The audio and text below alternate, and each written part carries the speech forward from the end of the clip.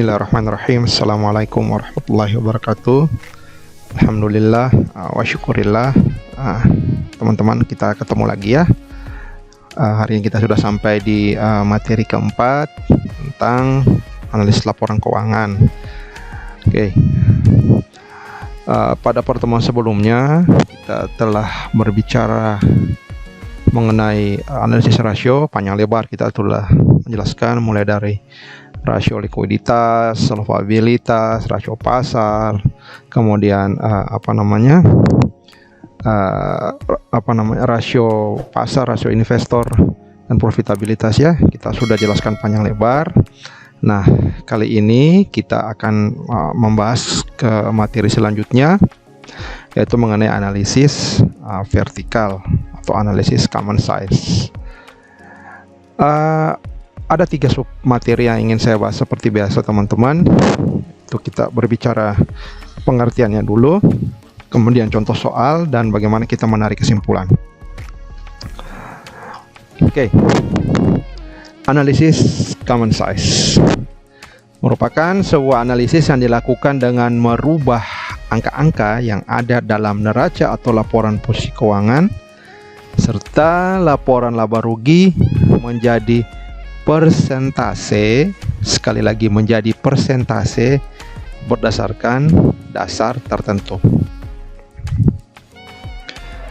Analisis common size laporan posisi keuangan, angka-angka yang ada di neraca, common base-nya adalah total aktiva. Jadi ini cara merubah laporannya. Jadi di neraca itu dasarnya atau common base-nya itu adalah total aktiva.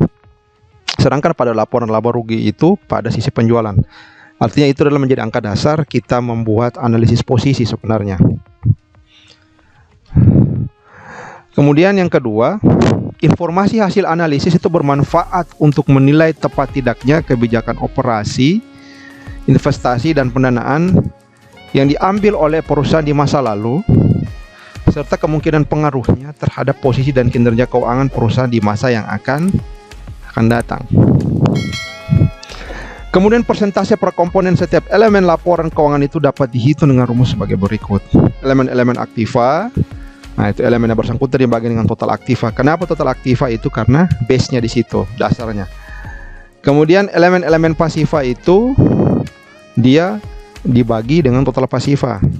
Kalau di laba rugi dibagi dengan penjualan. Oke, jadi ini kita kalau berbicara analisis common size ini adalah kita menilai porsi.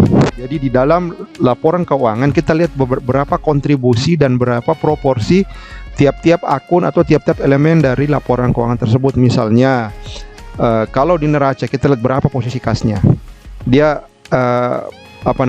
kontribusinya berapa persen.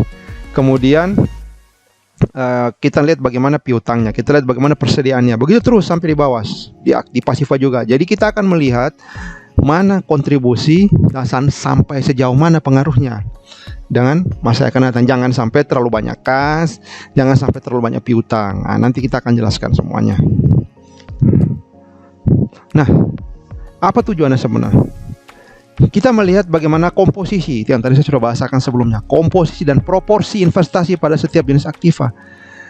Jangan sampai terlalu banyak investasi pada atau di satu titik saja. Dalam artian seperti ini, misalkan kalau kita bisnisnya barang campuran atau kita barang kelontongan. Nah, kalau di barang kelontongan itu berarti kita poin-poin pentingnya itu adalah kalau di neraca itu kita tentu kita butuh kas. Oke, kas juga, kemudian kita juga butuh persediaan. Kemudian kita juga butuh hutang penjualan ya. Oke, nah di 3 poin ini kita lihat apakah kita butuh kas besar, kemudian apakah kita butuh investasi di di persediaan, atau kita banyak investasi di hutang. Itu kita akan lihat proporsinya bagaimana. Jangan sampai terlalu besar. Ketika terlalu besar di satu titik, maka dia akan berdampak ke yang lain. Jangan sampai investasi di titik tersebut akan mengganggu kinerja yang lain. Oke. Kemudian kita juga berbicara mengenai struktur modal dan pendanaan. Bagaimana kita melihat apakah kita banyak menggunakan dana sendiri atau modal sendiri, atau kita banyak menggunakan hutang. Nah, ini kita berbicara struktur modal. Kemudian yang ketiga, kita berbicara distribusi hasil penjualan pada biaya dan laba. Sampai di mana kalau kita berbicara laba rugi, mana yang kontribusinya paling tinggi. Jangan sampai kita banyak biayanya itu justru di pengeluaran-pengeluaran yang sebenarnya tidak ada, terlalu masih bisa kita tekan sebenarnya. Nanti kita akan kelihatan itu kalau di laporan keuangan. Nah, bagaimana fungsinya teman-teman? Fungsi dan manfaat rasio keuangan common sense adalah untuk memudahkan pembaca laporan keuangan untuk memperhatikan perubahan-perubahan. Perubahan apa ya teman-teman? Perubahan yang terjadi dalam pos neraca dan juga pos-pos laba rugi. Nah, tujuannya apa? Kita melihat porsi dari pos laporan keuangan mana. Nah, nanti yang disebut porsi nanti saya jelaskan. Oke, yang disebut porsi itu seperti ini. Oke, bentar, saya rubah dulu pointer optionnya ke laser.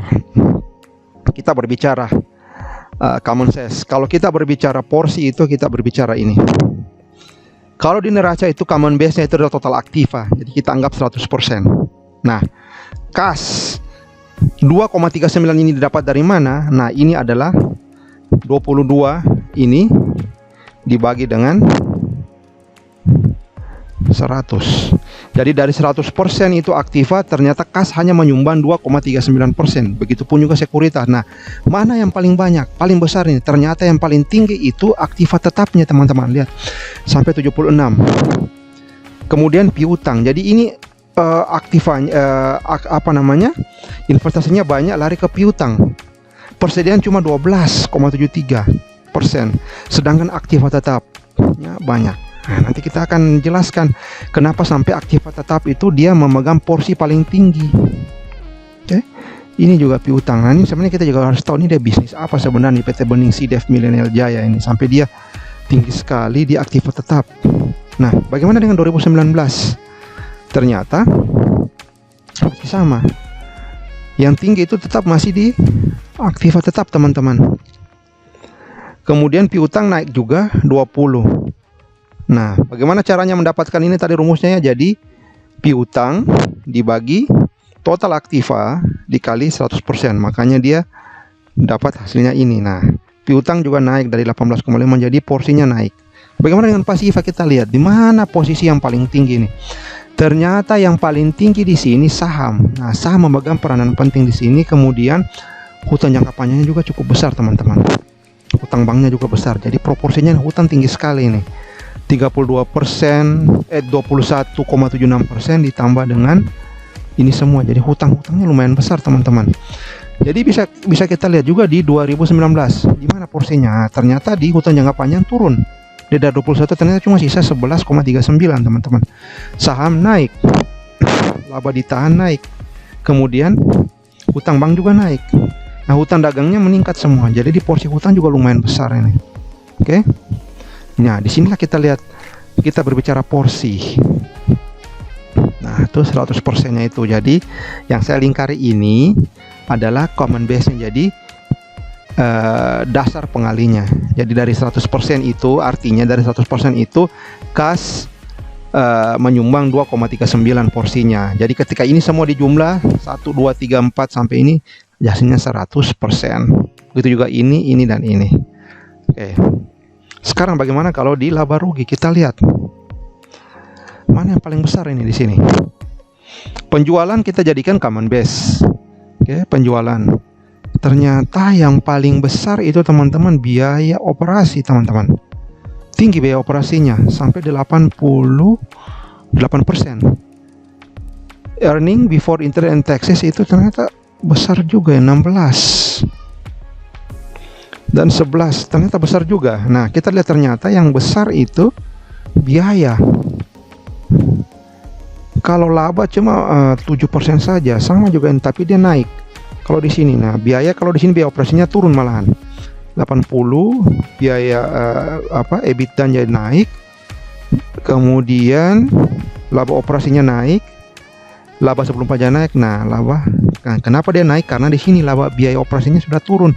Kapan di sini biaya operasinya naik, maka pasti di sini turun. Kuncinya di sini biaya operasi. Nah, di sini kita berbicara efisiensi. Nah, ketika kita sudah melihat ini, apa yang kita harus lakukan?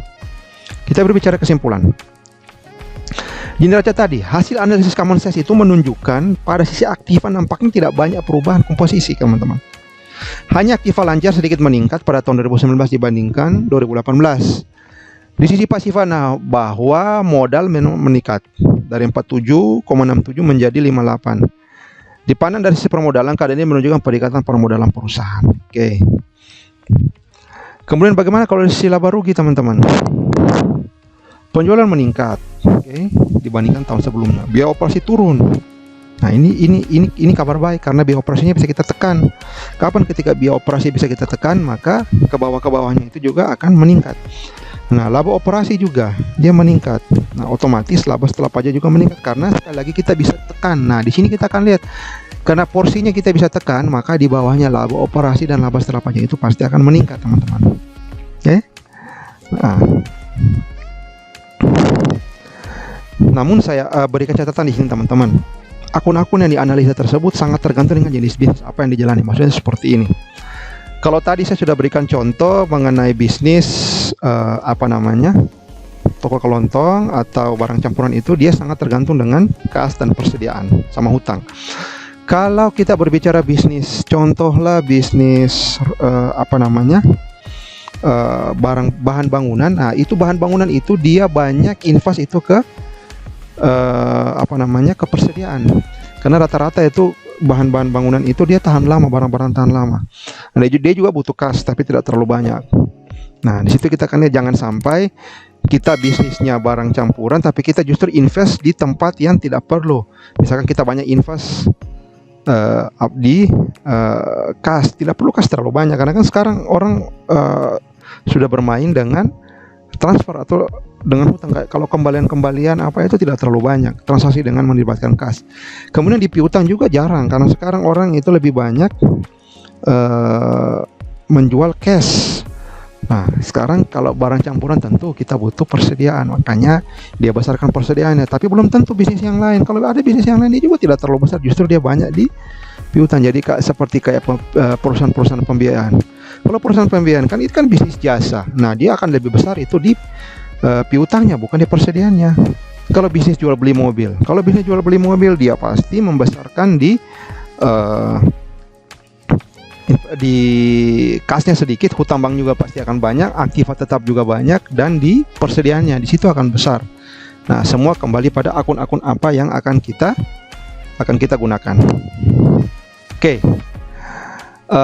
Terima kasih, kita telah sampai pada pertemuan terakhir. Kemudian silahkan kawan-kawan baca kembali materi yang tadi, diulang-ulang video ini. Jika memang belum paham, silahkan kita diskusi di kelas. Kemudian kalau memang belum paham lagi, buka literatur, buka video untuk menjadi bahan tambahan untuk materi kali ini. Terima kasih, kita ketemu lagi di materi selanjutnya. Billahi taufiq wal hidayah. Assalamualaikum warahmatullahi wabarakatuh.